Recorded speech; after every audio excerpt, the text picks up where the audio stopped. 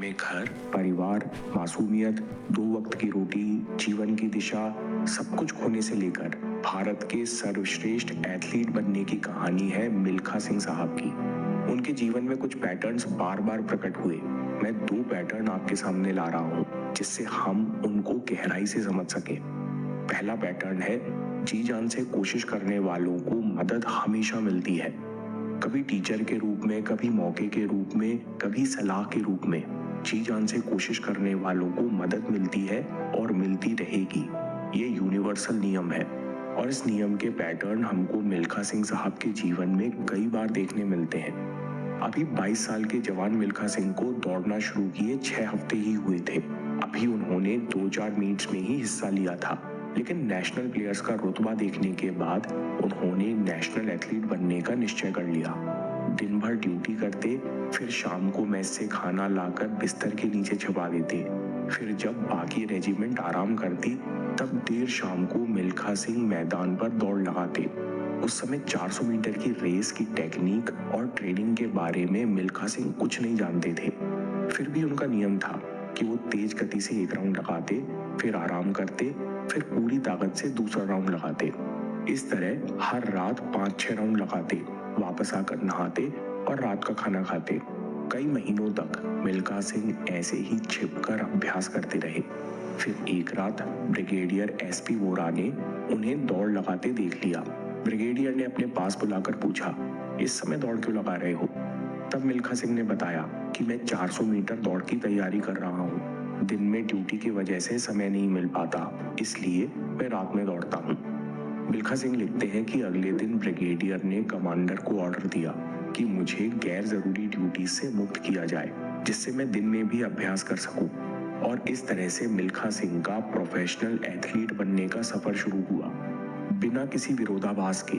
जब भी आप पूरी तरह से अपने गोल के लिए डेडिकेटेड होते हो, जब आप सच में लक्ष्य पाना चाहते हो, उसकी कीमत चुकाने तैयार होते हो, तो वही इच्छा अच्छे टीचर और मदद को खींच ले आती है। और इस बात के सबूत मिल्खा सिंह के जीवन में कई बार मिलते हैं। ये इच्छा डेडिकेशन के रूप में प्रकट होती है। पहले डेडिकेशन या समर्पण की बात करते हैं।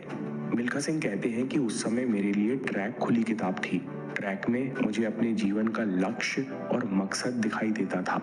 मैं ट्रैक को मंदिर की तरह मानता। मैंने अपना सब कुछ उसी ट्रैक को समर्पित कर दिया। Running had thus became my God, my religion and my beloved। Milkha Singh ji कहते हैं कि दौड़ना मेरा ईश्वर, मेरा धर्म और मेरा प्रियतम बन गया। वो समय मेरे जीवन में तपस्या का था। मिल्खा सिंह कहते हैं कि लक्ष्य पर दृढ़ रहने के लिए मैंने सब प्रकार के सुख और डिस्ट्रैक्शन से खुद को दूर कर लिया। जरूरी मिलिट्री ड्यूटी करने के बाद मिल्खा सिंह हर दिन कुल 10 घंटे यानी सुबह शाम 5-5 घंटे अभ्यास करते। मिल्खा सिंह हफ्ते के 7 दिन, गर्मी सर्दी बरसात, साल के 365 दिन अभ्यास करते। मिल्खा सिंह कहते हैं कि इस डिसिप्लिन ने मुझे एथलीट बनाया।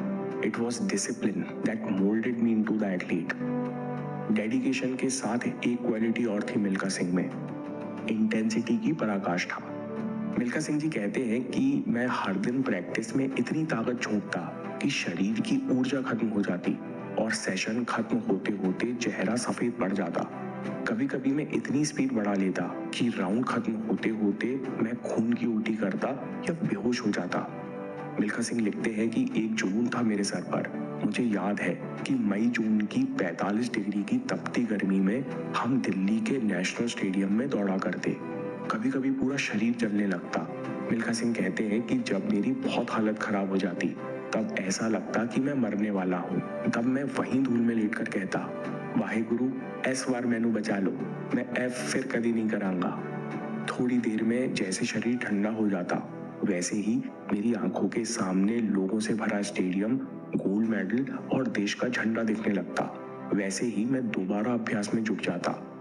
दोस्तों, मैं नहीं कहता कि आप ऐसा करो, लेकिन मैंने अपने जीवन में पहली बार ऐसा किस्सा पढ़ा है जहां इंसान जान की बाजी लगाकर ट्रेन करता है। इंसान में इतना जुनून है कि वो अपने शरीर को बेहोश तक कर लेता है। जहां ऐसा डेडिकेशन होगा, वहां मदद और गाइडेंस खुद चल कर आती है। मिल्खा सिंह लिखते हैं कि सबसे पहले उस्ताद गुरुदेव सिंह ने मुझे कॉन्फिडेंस के साथ दौड़ना सिखाया। उस्ताद डंडा लेकर हमारे पीछे दौड़ते। उन्होंने मार मार कर हमारा स्टेमिना बढ़ाया और हमें सही मायनों में एथलीट बनाया। फिर 1955 ओलंपिक्स में मिल्खा सिंह ने मदद मांगी तो वर्ल्ड चैंपियन ने अपना ट्रेनिंग रूटीन लिखकर दे दिया। उस रूटीन से मिल्खा सिंह ने ट्रेनिंग की बारीकियां सीखी। फिर जब करियर आगे बढ़ा तो मिले डॉक्टर हावर्ड।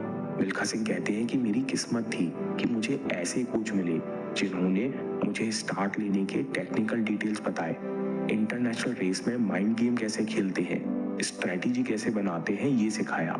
इसी तरह मिल्खा सिंह को जब जब गाइडेंस की जरूरत लगी तब तब लोगों ने आके मिल्खा सिंह को आगे बढ़ाया।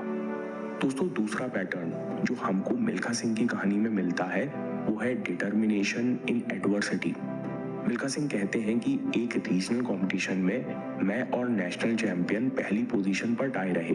उसके बाद ऑफिसर्स, कोचेस मुझे नाम से जानने लगे, लेकिन सीनियर खिलाड़ियों को ये बात हजम नहीं हो रही थी कि ये गांव का लड़का हमसे आगे निकल रहा है। वो दिन रात मुझे टॉन्ट करने लगे, लेकिन मैंने कभी उनकी बातों को हावी नहीं होने दिया। फिर अगली सुबह सिलेक्शन की दौड़ थी।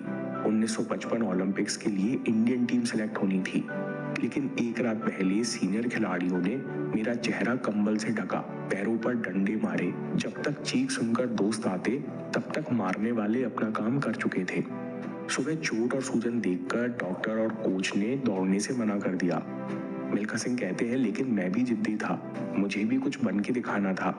मिल्खा सिंह कहते हैं कि जब मैं स्टार्टिंग लाइन पर पहुंचा तब कुछ लोग मुझे घूर रहे थे। उनके आश्चर्य की वजह केवल मैं जानता था, पर मैंने किसी पर ध्यान नहीं दिया। ये मेरे जीवन की अब तक की सबसे बड़ी रेस थी। मिल्खा सिंह कहते हैं कि जैसे ही फोकस करने के लिए मैंने आंखें बंद की तो जीवन भर जिन मुश्किलों का मैंने सामना किया था, जो तकलीफें मैंने अब तक झेली थी, वो सभी दृश्य मेरी आंखों के सामने कौन गए। फिर मेरा मन पूरी तरह शांत हो गया।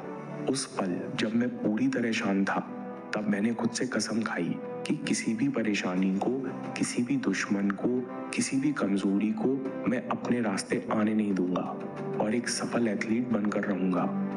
मिल्खा सिंह लिखते हैं कि जैसे कोई भार उतर गया हो, मन और पूरा शरीर हल्का हो गया। फिर मैंने अपना पूरा ध्यान, अपनी पूरी ऊर्जा दौड़ में लगा दी। मैं आंधी की तरह दौड़ा और जीत गया। दोस्तों, ये बड़ी अजीब घटना है। आम इंसान हताश हो जाता है, डर जाता है या शिकायत करता है, लेकिन जब जब मिल्खा सिंह साहब के जीवन में कष्ट आया, रुकावट आई, किसी ने धोखा दिया, तब तब मिल्खा सिंह ने बेहतर होने का दृढ़ निश्चय किया। ये माइंडसेट कैसे हासिल करना है, इसे हम समरी में देखेंगे। अभी इसी पैटर्न का एक और एग्जाम्पल देखते हैं। पहले ओलंपिक्स में हार। मिल्खा सिंह कहते हैं कि जब मैं पहली बार ओलंपिक्स पहुंचा तो मैं बहुत नर्वस था और उसी घबराहट में पहले राउंड में ही बाहर हो गया। मैं सबसे पीछे रह गया था।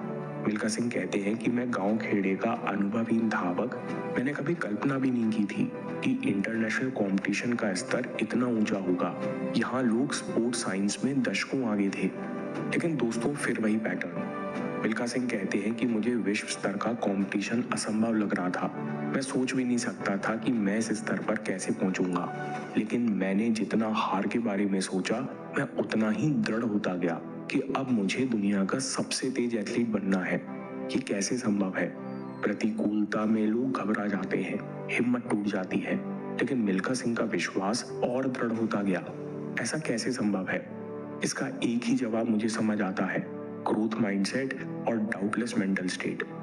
ग्रोथ माइंडसेट मतलब हार और जीत में नहीं हूँ, मैं बहुत सारी छोटी छोटी चीजें इंप्रूव कर सकता हूँ और सबको मिलाकर बेहतर हो सकता हूँ। दूसरा, डाउटलेस मेंटल स्टेट, यानी मैं जो पाना चाहता हूँ उसकी जो भी कीमत है, मैं उसे अभी के अभी चुकाने को तैयार हूँ, जिस कारण मेहनत से और सैक्रिफाइस से डर नहीं लगता। दोस्तों, समरी में बस एक मेंटल एक्सरसाइज जो आप विजुअलाइजेशन की तरह इस्तेमाल कर सकते हो।